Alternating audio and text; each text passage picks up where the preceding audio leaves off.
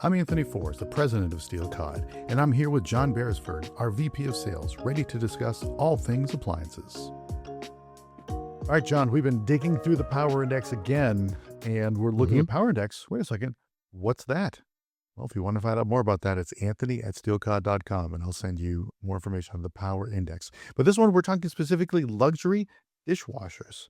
And some really interesting movement in terms of the luxury dishwasher because stock up, we're looking at Fisher Paykel and JennAir. Stock down, we're looking at Gaggenau and SKS. So what are you seeing here before we dig into each brand? Yeah, well, this is as opposed to induction cooking that we did stock up and stock down not too long ago. This is I would say dishwasher is one of the harder categories to read, because unlike cooking, you don't really see the performance, right? Nobody's ever really standing there, watching a dishwasher clean or anything like that. So, a lot of times the decision doesn't get made on proof, right? It gets made on belief. So, what people think is going to work or, what sounds right and kind of what feels like the safest choice. And that means that this category moves heavily on story, right? And I don't mean marketing stories, I mean more of a sales story, right? So, what actually gets said in that conversation. So, when you see movement here, it's oftentimes not about a better wash system suddenly showing up on the market. It's more about kind of what's getting brought up and what's not. So I think this is a really cool category to take a look into because it shifts constantly. So let's start with Fisher and Paykel. So Fisher and Paykel drawers. I have Fisher and Paykel drawers. Big fan myself. So glad to see that they're on the up here. Why do you see this is happening? Yeah, this is tied directly into what we saw with the induction stock up and stock down. They're getting pulled into more full kitchen conversations. That's important, right? I mean, that's what everybody looks for is drives for and striving for attachment, right? But the important detail here, and you alluded to it, isn't is what's actually driving the number. It's not their entire lineup. It's literally just the drawer units. And that's the part that I love about this because Fisher and Paykel, when they went towards this, hey, we're a full luxury, manufacturer now. They tried to play in both lanes, right? Where they had the single door units, and they were trying to compete head to head with, traditional luxury dishwashers that are out there. And then they've got their drawer systems, which they've had forever, which are completely different. And quite frankly, the single door units don't have a strong reason to exist in a luxury dishwasher conversation, right? They don't have any dominant features. They don't have any real clear advantages. There's no real easy story to tell there. They just kind of get lost, and a lot of times they'll just win off of price point. The drawers, they never had that problem, right? I don't understand why they didn't just focus on the drawers as being their differentiator in dishwashers, and they felt the need that they had to come in with a single door system, but the drawers are definitely their differentiator, and always have been. I mean, you're talking independent operate. I mean, the same reason why you bought them, right? Independent operation, split loads. There's real flexibility in how people actually use their kitchen, but none of that's obvious until somebody explains it. And that's the key there, right? This is not a default sell. This is really a taught sell. And that's why I think this movement is really important in this category because it tells you that more people are actually telling the drawer story the right way. In the Series 7, let's be honest, that's helped a lot, right? Because now they have a stainless interior, and that's Love it. removed one of the major objections that their drawers have always had in previous luxury conversation, right? Because now it feels like it belongs in a luxury conversation, without that whole explanation around, well, why is it not stainless, right? But the core truth of the drawers still hasn't changed, right? The drawers really, if Fisher and Paykel is listening to this thing, the drawers should be the brand. I mean, that's it. They should lean all the way into it and get rid of those other the door units because again, they don't have a sellable story. They're just kind of there. So I love the fact that we're seeing all of the traction in the drawer units, is it's one of those things, and I think that they've been dealing with this for the longest time, and, I wish I was in this board meeting with Fisher and Paykel when they decided to go luxury, like full-scale luxury, is don't try to play like everybody else. When you try to play like everybody else, you disappear, right? And, when you lean into the things that made your brand successful, that's when you're going to reappear again. So again, lo and behold, Fisher and Paykel starts showing up again, and you start seeing all of the product stories that they used to lead with are the ones that are kind of coming back into focus again. So hopefully they can learn from this and just really lean into the things that have always made that brand so great. So I love the fact that the drawers are rising and at the same time the door units are dropping off, because that's really the way it should be with this brand. All right, so let's talk about JennAir. They are on the come for their dishwasher lines. Why do you think this is happening? I don't know, but I think it's but I think it's cool, I mean, it's kind of the same pattern as the ranges, much like we saw with Fisher and Paykel, right? I mean, this is what's cool about the Gen Air stuff is that there are models that have existed for a while that are actually just showing up on the power index for the first time, meaning these models were eligible before. They were just never brought up.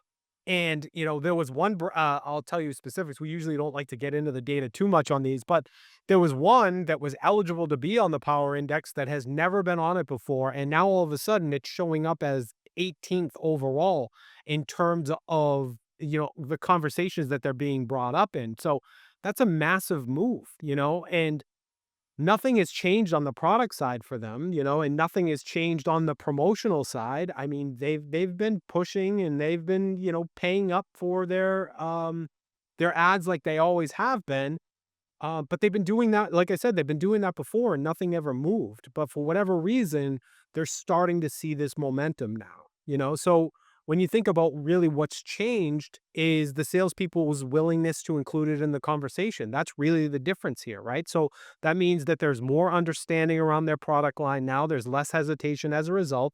And there's just more comfort overall presenting in a luxury lineup. There's no spec change here.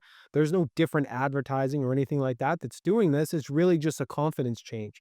And then once that happens, you start to see the momentum pretty quickly, right? And so now the conversation obviously on the floor is not about, hey, should we include Gen Air in the conversation?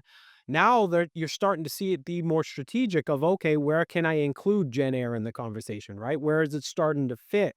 And that's a completely different position in the conversation than they've been used to over the last couple of years. So I would credit, Gen Air representation, the kind of the boots on the ground, for probably taking a different,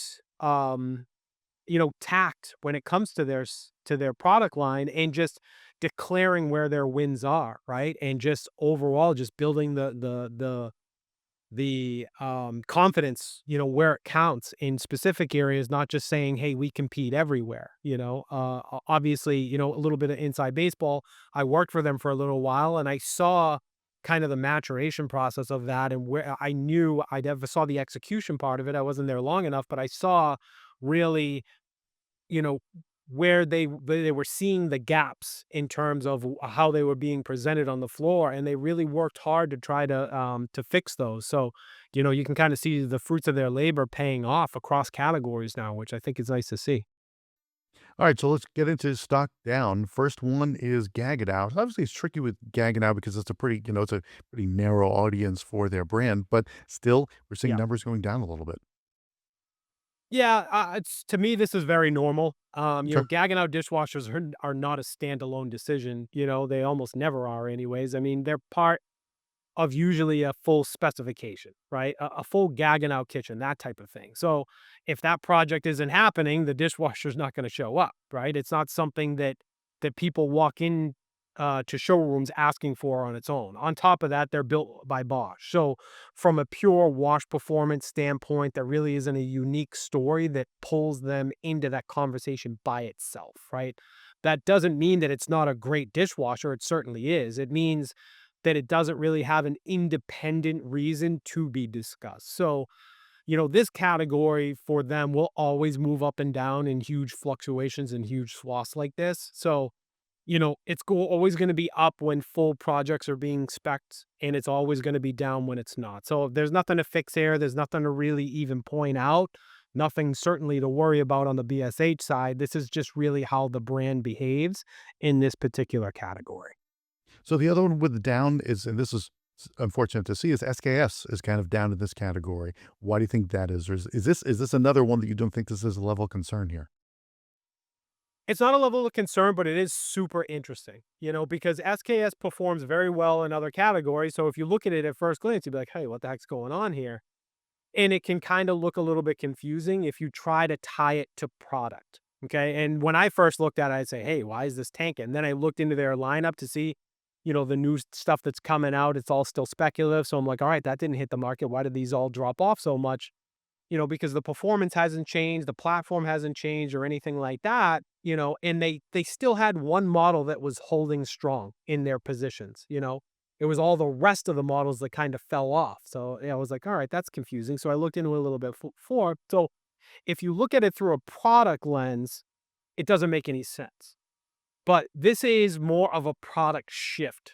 I'm sorry, this isn't a product shift. This is a design shift. Okay. The panel ready dishwasher is the one that's holding its place in the line. All of the stainless models were the ones that dropped off.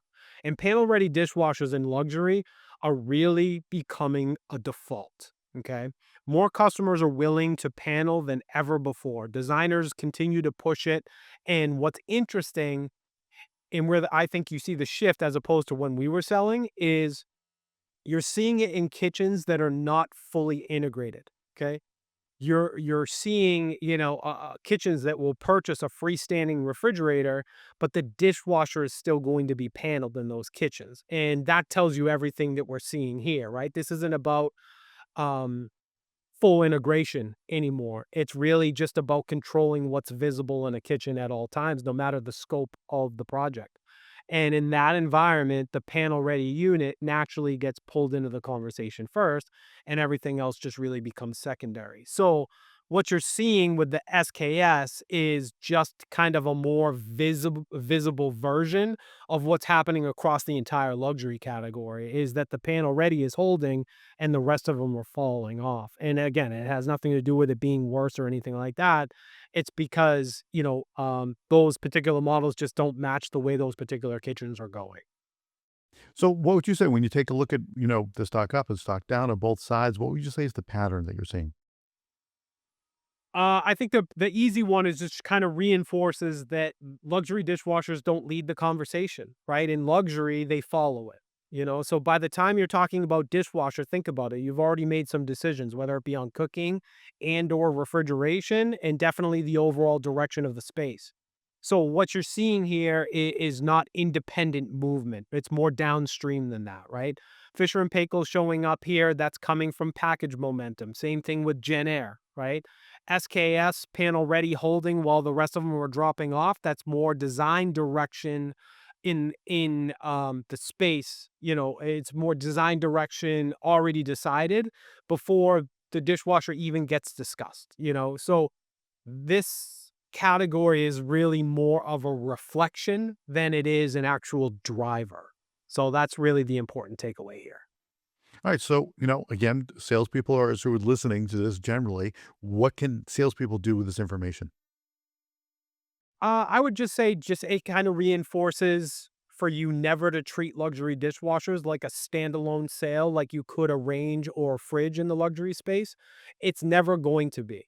By the time you get there, the customer has already a direction in mind. And your job is to try to recognize that as early as possible. So if Fisher and Paykel is getting pulled in, it's certainly not about the dishwasher, it's about the package, right? If JennAir is being included, same reasons. If panel ready is winning, the design decision's already been made. So, you're not influencing direction at this point in the sale. You're really confirming it, or you're just kind of missing it entirely at that point. If you understand where the kitchen is going before you get to dishwasher, the great part about it is that you get to stay in control really easily during that part of the sale. However, the danger is if you're not understanding that part, you're really kind of reacting to those decisions that were already made, and that can make the process a little bit longer than it should be for you. We drop a new episode every day of the week, including weekends. Don't forget to rate and subscribe wherever you listen to podcasts.